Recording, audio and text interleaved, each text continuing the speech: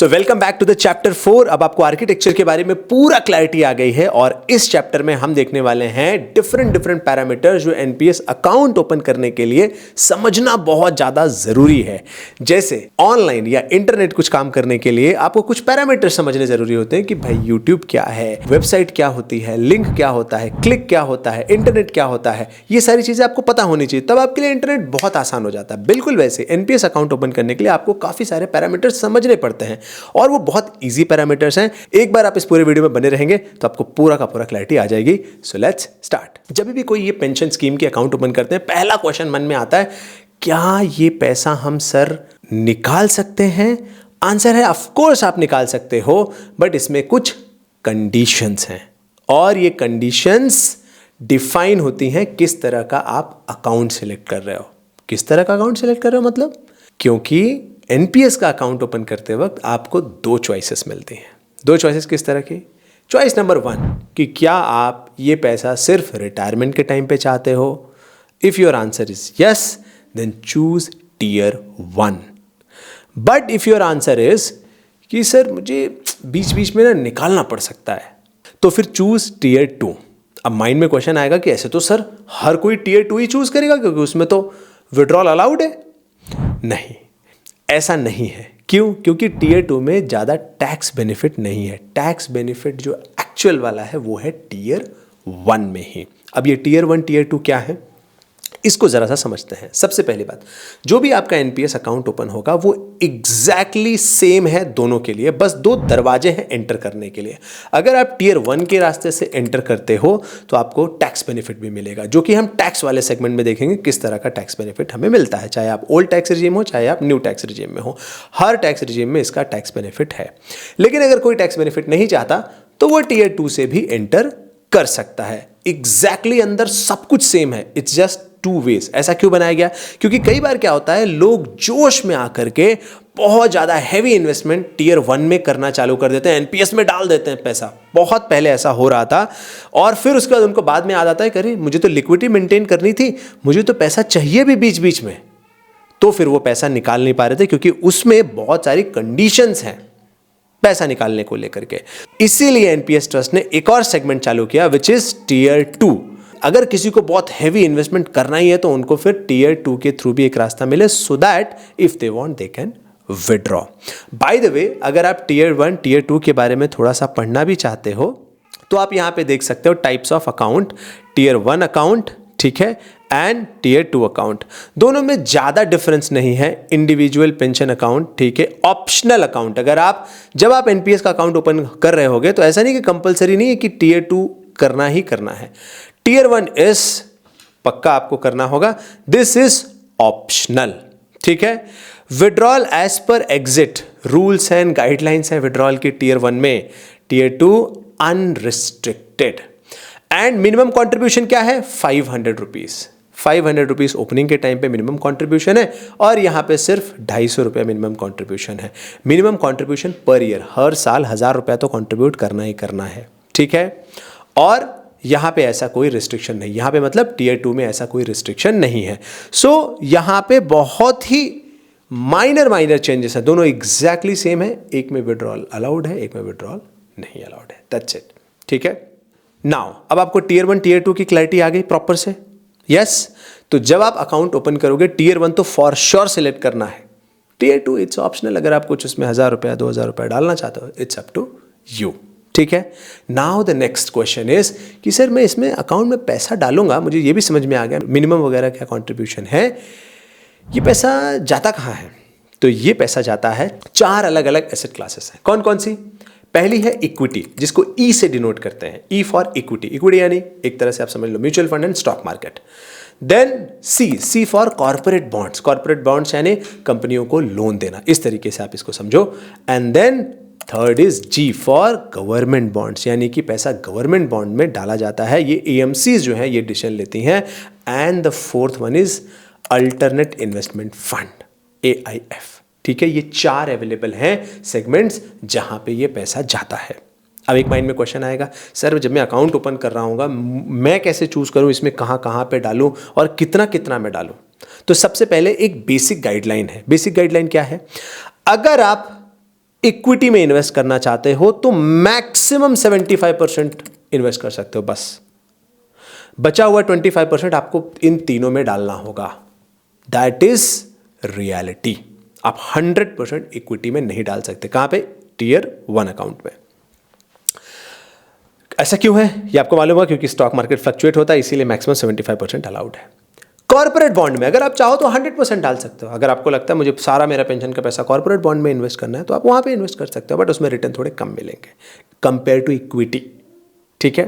Next is government bond. Government bond में भी आप मैक्सिमम 100% डाल सकते हो। AIF, अल्टरनेट इन्वेस्टमेंट फर्म, जैसे कोई बहुत बड़ा IT पार्क बन रहा है, वहां पे कुछ मॉर्गेज करना है ना, उसके बदले कुछ रेंटल वगैरह या EMI वगैरह चलानी है, तो वो AIF में आता है। बट इसमें मैक्सिमम 5% अलाउड है, maximum 5%, that's it. So equity में मैक्सिमम 75%, कॉर्पोरेट में पूरा 100% आप डाल सकते हो, गवर्नमेंट में आप पूरा 100% डाल सकते हो, AIF में मैक्सिमम 5% आप डाल सकते हो। So this is the distribution जो बेसिक गाइडलाइंस है टियर 1 अकाउंट को लेकर के मैं ये बता रहा हूं। अब एक माइंड में क्वेश्चन आता है, सर इसमें से मैं क्या सिलेक्ट करूंगा और कोई कैसे सिलेक्ट करेगा, ये तो बड़ा एक्टिव वर्क हो जाएगा। तो इसीलिए NPS ने 2 ऑप्शन दे रखे हैं, एक्टिव चॉइस एंड ऑटो। अगर आप चाहते हो एक्टिवली डिसीजन लेना कि मैं कितना किस में डालूं, तो आप एक्टिव मोड चूज करो। अगर आप चाहते हो ऑटो मोड कि भाई मेरे हिसाब से आप डिसीजन ले लो, तो वो डिसीजन ले लेंगे। इन्होंने ऑटो मोड में 3 सेगमेंट दिए हैं। 1 इज LC25। अब यहां पे LC का मतलब है लाइफ साइकिल, 25 का मतलब है इक्विटी में कितना पार्ट रहेगा। जो भी आगे के नंबर्स LC एंड देन आगे का नंबर, जो आगे का नंबर है that is defining the equity का पोर्शन, कि इक्विटी का कितना पोर्शन है, बचा हुआ पैसा जो है वो बाकी एसेट्स में डिस्ट्रीब्यूट कर देंगे। So if you are choosing LC25 that means 25% equity में जाएगा, बचा हुआ 75% अलग अलग बाकी एसेट क्लासेस में जाएगा। Next is LC50। अगर आपने LC50 चूज किया यानी 50% इक्विटी में जाएगा एंड बचा हुआ 50% बाकी 3 एसेट क्लासेस में डिस्ट्रीब्यूट हो जाएगा। And the third is LC75। और आई होप आपको पूरा समझ में आ गया होगा कि LC75 का मतलब क्या है। LC75 का मतलब 75% इक्विटी में जाएगा, सिंपल। अब आपका एक क्वेश्चन आ सकता है, सर जब मैं अकाउंट ओपन करूंगा तो मैं कौन सा चूज करूं। Here is one simple guideline. If you are below 35 तो आप LC75 ले लो, यानी कि 75% इक्विटी वाला पोर्शन आप कर सकते हो। If you are between 35 to 45 और लेट्स से 50, तो आप LC50 चूज कर सकते हो। And if you are above 45 और 50, तो अपने रिस्क के हिसाब से आप LC25 चूज कर सकते हो। अगर आप 55 के ऊपर हो तो मे बी आप पूरा कॉर्पोरेट या गवर्नमेंट बॉन्ड चूज कर सकते हो। It's up to you. And आप इसको ऑटो मोड पे डाल सकते हो instead of selecting by yourself actively, keep it in the auto mode. ठीक है। और मैं आपको स्क्रीन पे भी एक बार दिखा रहा हूं, यहां पे देखिए ये एसेट क्लासेस जो यहां के मेंशन्ड है, E for equity, C for corporate bond, G for government bond, A for alternate investment fund, जैसे यहां पे CMBC है, REITs है, AIF है, इन सारी चीजों में ये पैसा जाता है। परसेंटेज भी यहां पे क्लियरली डिफाइंड है। अब आपको एसेट क्लासेस भी प्रॉपरली समझ में आ गया।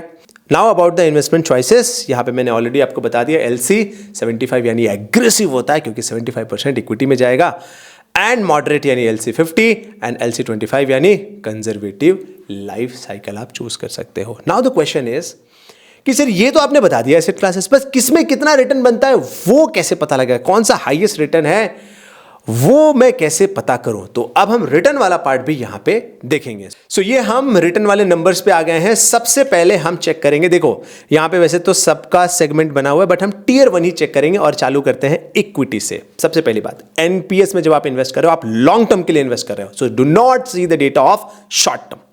शॉर्ट टर्म नहीं देखना है, क्यों? क्योंकि हम इन्वेस्ट ही लॉन्ग टर्म के लिए कर रहे हैं। ठीक, तो शॉर्ट टर्म डेटा मिसलीडिंग हो सकता है। सो मिनिमम 5 to 7 और 10 ईयर्स तक आप डेटा देखो तो ज्यादा अच्छी बात है। ठीक है, एक बार 7 ईयर का डेटा देखते हैं। और ये इक्विटी का हम देख रहे हैं। इक्विटी में देखो कितना परसेंट की कंपाउंडिंग है। HDFC इज गिविंग 15+% की कंपाउंडिंग, ICICI इज गिविंग 15+% की compounding, and UTI is giving 15+% की कंपाउंडिंग लास्ट 7 साल से, विच इज वेरी गुड।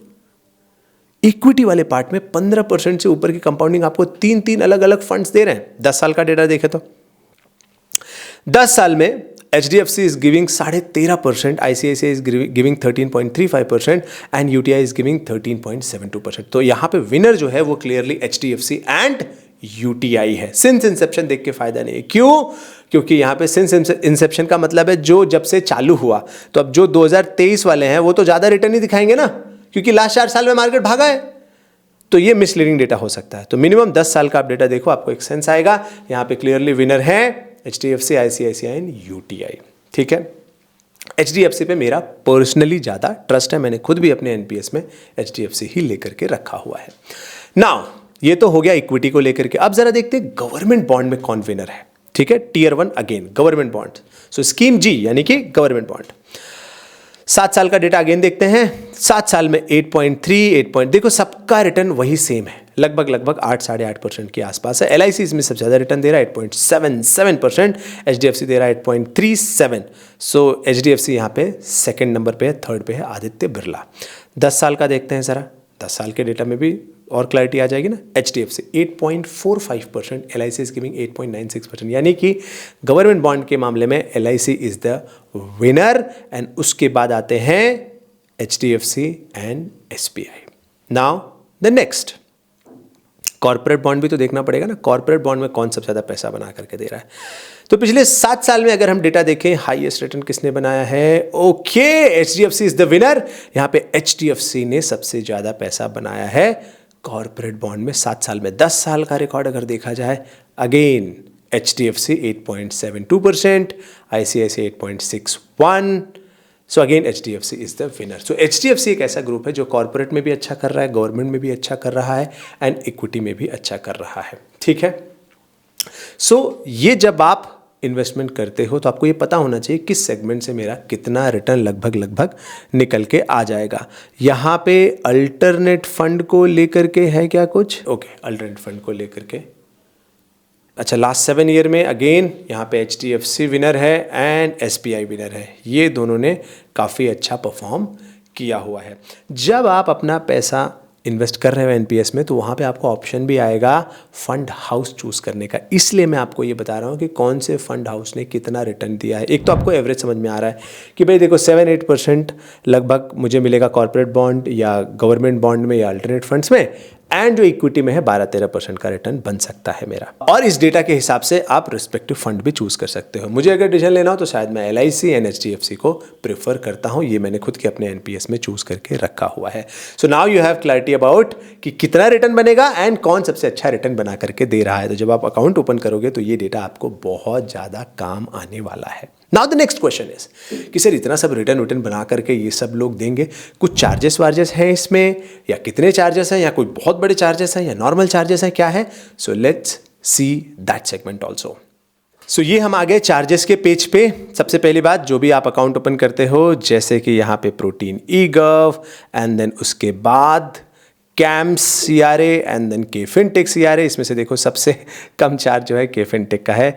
ये जो है अकाउंट ओपनिंग के टाइम पे आता है ना, एंड अगर वाया ईमेल ले रहे हो तो उसमें 4 रुपये सबसे कम, इसीलिए हमने अपने आप को KFin के साथ रजिस्टर किया। लोएस्ट, ऑलमोस्ट लोएस्ट चार्जेस हैं इसके। इवन एनुअल जो मेंटेनेंस कॉस्ट वगैरह है, देखो KCRA का सबसे कम है, 50-60 रुपया यहाँ पे आता है। पर ट्रांजैक्शन चार्ज कुछ 3 रुपया है, ठीक है, वो भी इस KFin का ही सबसे लोएस्ट है। देन उसके बाद जब आप इनिशियल रजिस्ट्रेशन करोगे, अलग अलग CRA का अलग अलग चार्जेस है, 200-400 रुपये के आसपास रहता है, तो that is one time charge, that is okay. Next is उसके बाद छोटे मोटे कॉन्ट्रीब्यूशन। ये सब चार्जेस इतने छोटे चार्जेस हैं, हम लिंक इस वीडियो के नीचे भी देने के लिए ट्राई करेंगे, आप आके इसको रीड कर सकते हो, but is like just okay, good to have option, क्योंकि बहुत छोटे चार्जेस हैं। NPS is the lowest cost product. उल्टा आपको ये लॉन्ग टर्म में बहुत अच्छा मैसिव वेल्थ बना करके देगा विथ वेरी मिनिमल इंटरवेंशन। आपको ज़्यादा इसमें कुछ इंटरवीन करने की ज़रूरत नहीं पड़ेगी। सो ये चार्जेस बहुत ही नॉर्मल हैं। हाँ, एक पॉइंट याद रखो, अगर आप मिनिमम जो इनका कंट्रीब्यूशन है वो नहीं कर रहे हो तो जाहिर सी बात है कुछ यहाँ पे चार्जेस डेफिनेटली लगते हैं। तो मिनिमम 1000 रुपये है, वो आप ज़रूर कंट्रीब्यूट करना। So this was about charges. So अब आपको ये चीज़ समझ में आ गई कि यहाँ पे क्या क्या डिफरेंट पैरामीटर्स हैं जिसके बेस पे आप डिसीजन लोगे। तो इस चार्जेस को देख करके आपको समझ में आ गया KFinTech चूज़ करेंगे तो सबसे बढ़िया है। आपको ये भी समझ में आ गया टियर 1 तो ज़रूर चूज़ करना है। आपको ये भी समझ में आ गया एसेट क्लास में इक्विटी में अगर आप ज़्यादा पोर्शन रखोगे तो ज़्यादा रिटर्न बनेगा। आपको ये भी समझ में आ गया कितना रिटर्न बनेगा। आपको ये भी समझ में आ गया कौन सी AMC चूज़ करनी है, HDFC, LIC, ये सब टॉप की AMCs हैं, आप इनको चूज कर सकते हो। But the next question is, sir इसमें मैं अकाउंट तो ओपन करूंगा और डेफिनेटली करूंगा, अपने पेंशन के लिए, अपने रिटायरमेंट के लिए ज़रूर मैं स्टेप्स लेने वाला हूं, बट विड्रॉल कैसे कर पाऊंगा? इन बिटवीन विड्रॉ रहा तो क्या मेरा स्टेप होगा? 60 की एज में जब मुझे पैसा मिलेगा उसका मैं क्या करूंगा? कितना विड्रॉ कर सकता हूं? तो वो हम देखने वाले हैं नेक्स्ट मॉड्यूल में। So let's meet in the next module. I will wait there. Thank you so much.